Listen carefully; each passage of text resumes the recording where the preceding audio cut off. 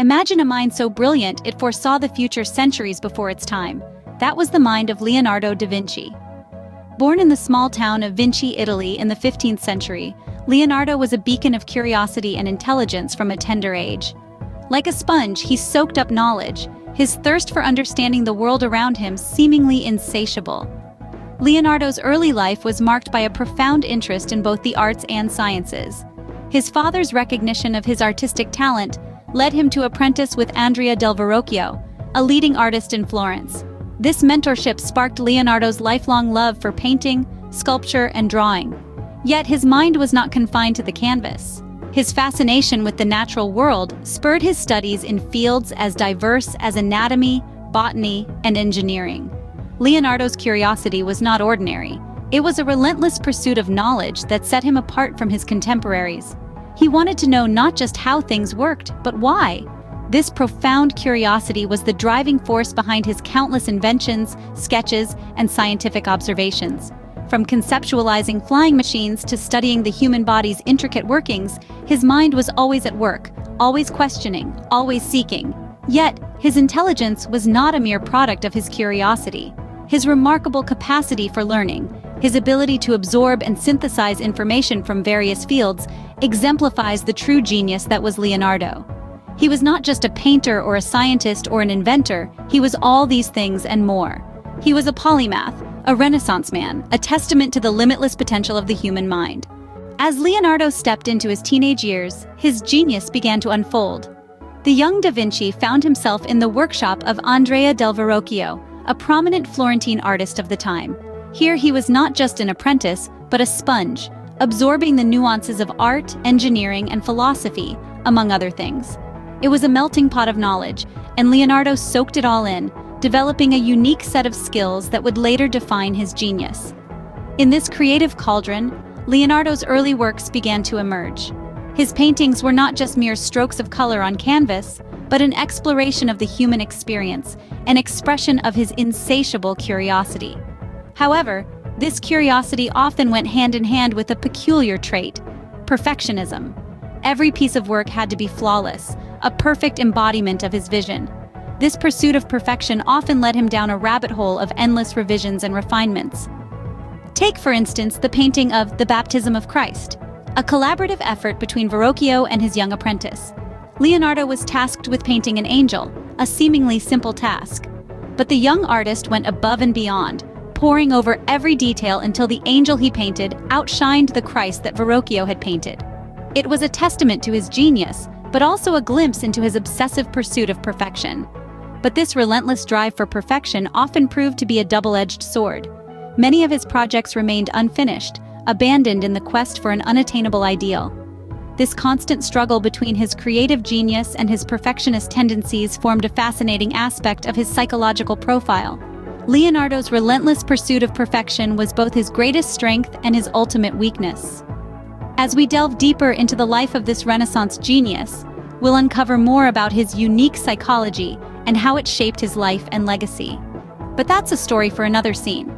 For now, let's appreciate the genius of the young Leonardo, a teenager who dared to outshine his master, and in doing so, stepped into the limelight of the Renaissance. Leonardo was not a man of one trade, but many. The sheer breadth and depth of his interests and expertise are what make him a true polymath. His canvas was as broad as the world itself, his palette a medley of all the disciplines known to man. Imagine a mind where art and science weren't separate realms, but two sides of the same coin. Leonardo da Vinci didn't just paint masterpieces or study the mechanics of nature in isolation. He intertwined these disciplines, allowing one to inform and enhance the other. The intricate details of human anatomy he discovered in his scientific studies, for instance, lent an unprecedented realism to his artistic depictions of the human form. But Leonardo's curiosity didn't stop at painting and science. He delved into engineering, conceiving designs for machines far ahead of his time. He studied the flight patterns of birds, dreaming up fantastical flying machines. He examined the flow of rivers, the structure of plants, the properties of light and shadow, and so much more. Leonardo was an insatiable learner. His notebooks are a testament to this, filled with studies, sketches, and questions about everything under the sun. It's as if he saw the world as one giant puzzle, and he was determined to uncover its secrets one piece at a time. This ability to see the interconnectedness of all things, to draw on a diverse range of knowledge in different fields, is what truly set Leonardo apart. He didn't just learn for the sake of learning. He used his knowledge as a tool, a lens through which he could better understand and interpret the world around him. His mind was like a melting pot, simmering with ideas from different disciplines, all bubbling together and influencing each other. This cognitive flexibility, this ability to switch between different modes of thinking, to see the world from different perspectives, is what made him a true polymath. Leonardo's mind was a melting pot of ideas, a testament to his exceptional cognitive flexibility. Despite his genius, Leonardo was notorious for his procrastination.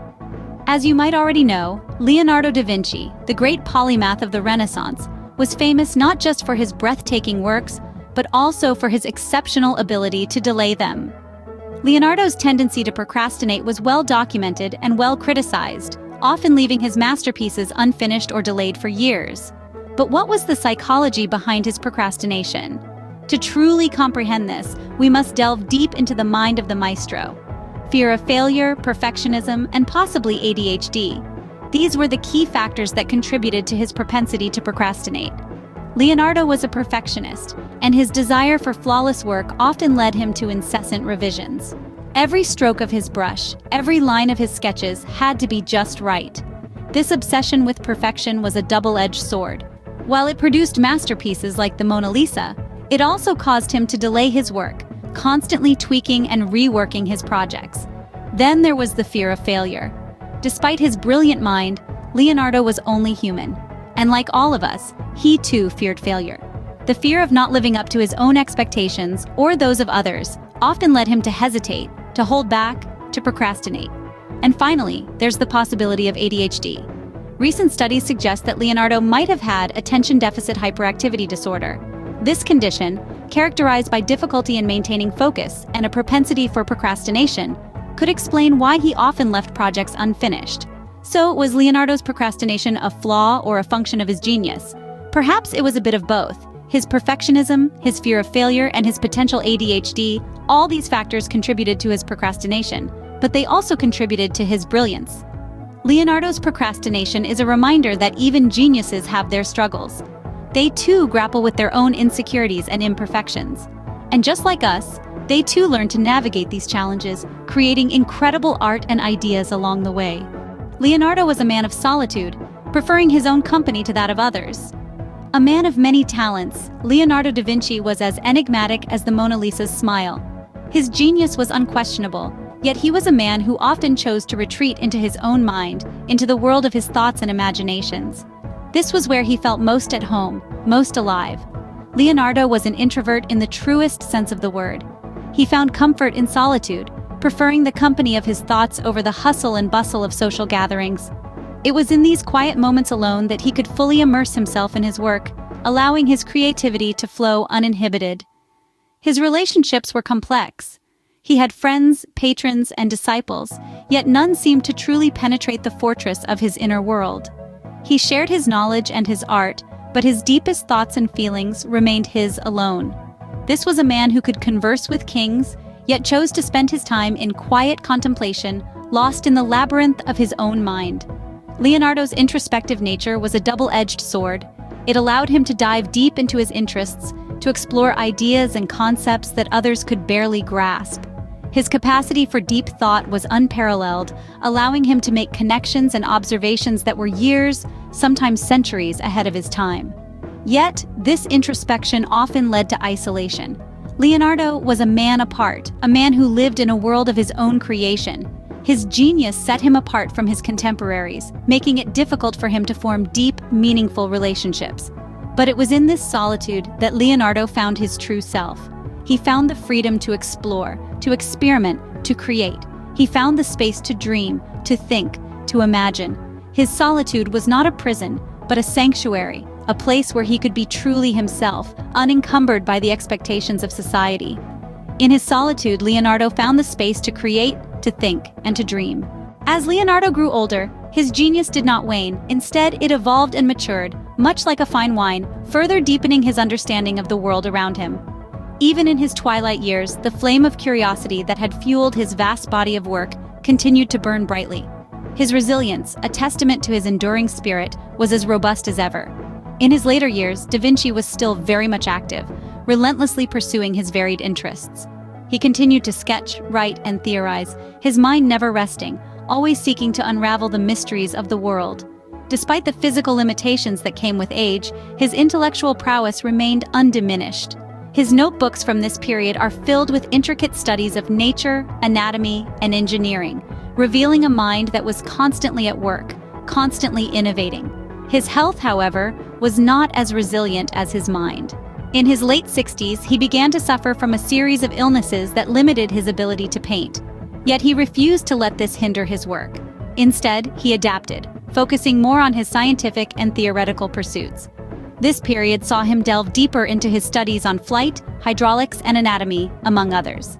In the year 1519, at the age of 67, Leonardo da Vinci breathed his last. His death marked the end of an era, but his legacy was far from over. The body of work he left behind was a testament to his extraordinary life and his relentless pursuit of knowledge. His notebooks, filled with intricate sketches and detailed notes, provide a window into the mind of a true genius. Even as he faced the inevitability of his mortality, Leonardo's passion for learning never diminished. His later years were a testament to his unyielding spirit, his unwavering curiosity, and his enduring resilience.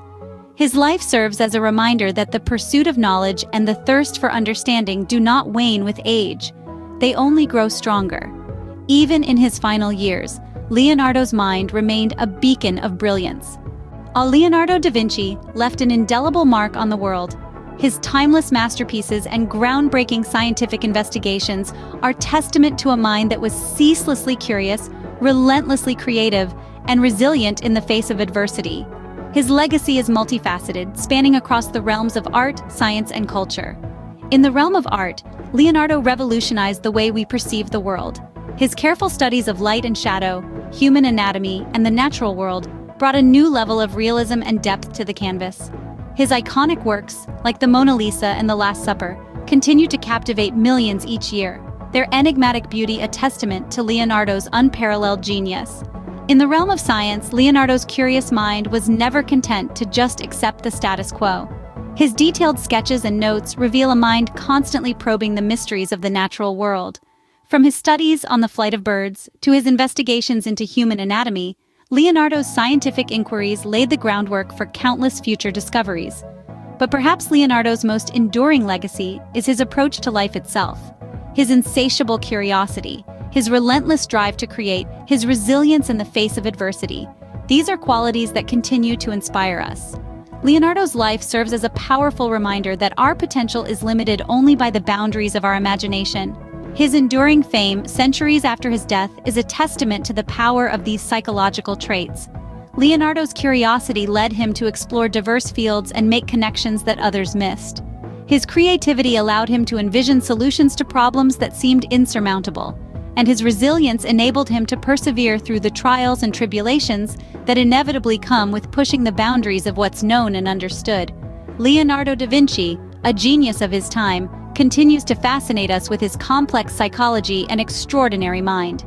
Leonardo da Vinci was a man of unparalleled genius, but he was also human. Throughout his life, he demonstrated extraordinary intelligence, a relentless curiosity that pushed the boundaries of knowledge in his time. His perfectionism, often seen in his meticulous attention to detail, was a double-edged sword that also led to a tendency to procrastinate on his projects. His introverted personality allowed him to dwell in the realm of his thoughts, creating a sanctuary for his genius to flourish. Despite the solitude, his resilience in the face of adversity, his ability to adapt and transform, is a testament to the strength of his character. Every facet of Leonardo's psychology, from his insatiable curiosity to his solitary nature, from his perfectionism to his procrastination, contributed to the genius we know and admire today. In understanding Leonardo's psychology, we gain a deeper appreciation for his genius and a more nuanced picture of the man behind the legend.